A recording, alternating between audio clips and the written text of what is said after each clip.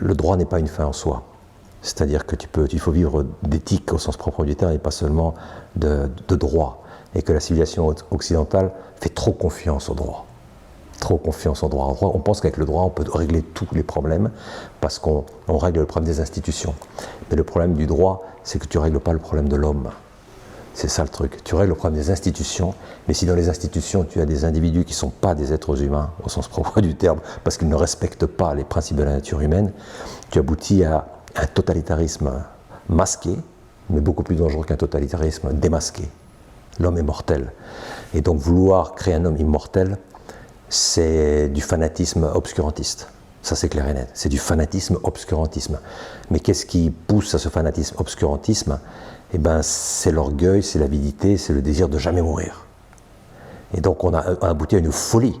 Tu es mortel, mais tu ne veux pas mourir. Et donc, tu te rebelles contre ta mortalité.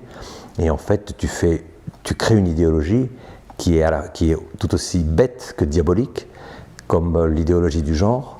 Et donc, tu emmènes l'humanité à sa perte. Tu t'emmènes toi-même à ta perte et ensuite à sa perte. Et donc, le transhumanisme est une aberration pour le cœur de l'homme. C'est une aberration pour le cœur de l'homme. C'est une réduction incroyable du cœur humain. C'est faire du cœur humain une chose. C'est l'anéantir en fait, parce que le cœur humain, lui, il aspire à ce bonheur absolu et éternel. Et il sait parfaitement que ce n'est pas dans la réalité matérielle que je vais obtenir ce bonheur absolu et éternel.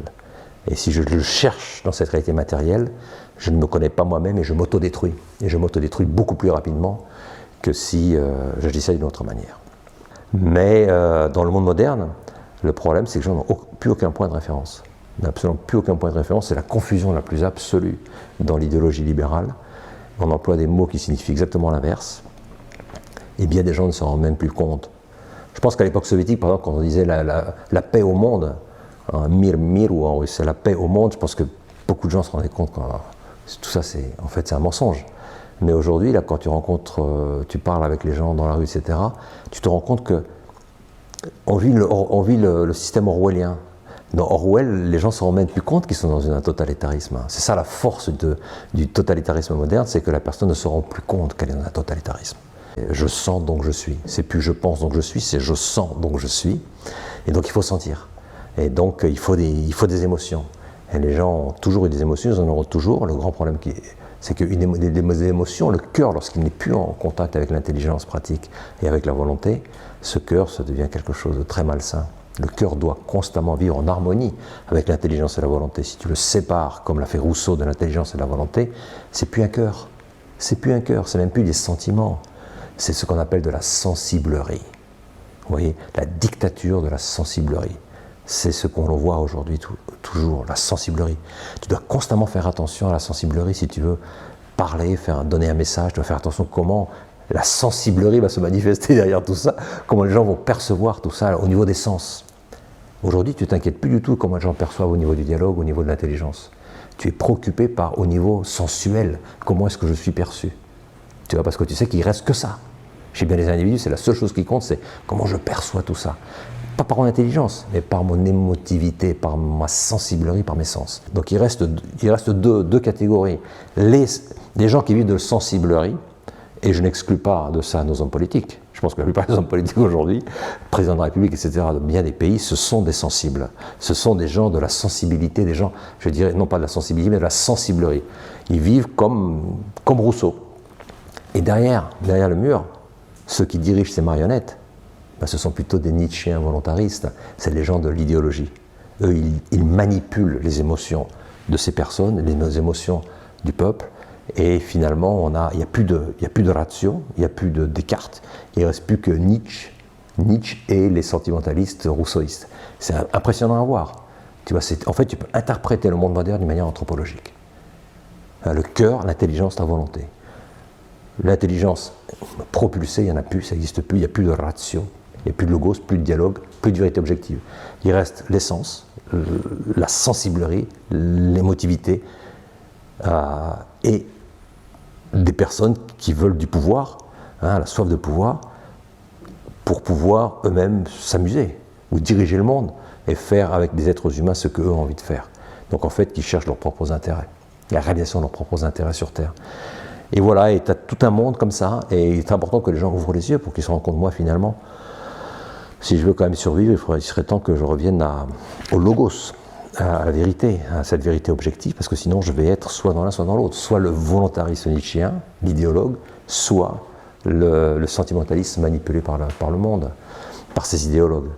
Et si tu ne retrouves pas le logos, si tu ne crois plus en une vérité extérieure, en une vérité qui est supérieure à toi-même, à ce moment-là, le choix est clair. Hein. Soit tu deviens l'idéologie, et là il y a un aspect fondamentalement diabolique bien évidemment, puisque l'idéologie est diabolique, elle va contre la nature des choses, surtout l'idéologie moderne, elle a pour objectif effectivement de donner du pouvoir à certaines personnes qui sont extrêmement orgueilleuses, et soit le sentimentalisme qui n'aboutit à rien, qui est simplement de vivre de sensiblerie. Et voilà un peu la situation du monde actuel. Hein. Moi, j'ai une vision anthropologique du monde. La grandeur, c'est toi-même. La grandeur, c'est l'esprit humain. La grandeur, c'est l'être humain. Il n'y a de grand que l'esprit humain. Grandeur, service, c'est un idéal de vie. Tu vois, c'est un idéal de vie dans lequel tu te réalises dans ta totalité. Tu vois, tu cherches l'excellence, et c'est un idéal de vie naturel. Les gens, naturellement, tendent vers cette excellence humaine, ceux qui reconnaissent, bien sûr, les principes de la nature humaine, et puis tu tends vers le service de l'autre, parce que tu sens ce désir d'aimer les autres et de les aider à se développer, et tu sens que ton cœur te demande ça. Donc, au fond du cœur, il y a l'aspiration toujours à la grandeur et au service, dans le fond d'un être humain. Bien sûr, si cette personne n'est pas déstabilisée, psychiquement, psychologiquement ou spirituellement. Le cœur aspire toujours à ça. Plus tu as de caractère, plus tu es libre. Parce que tu as une seconde réaction face au stimuli extérieur qui est beaucoup plus élevée. Moins tu as de caractère, plus tu es ta première réaction.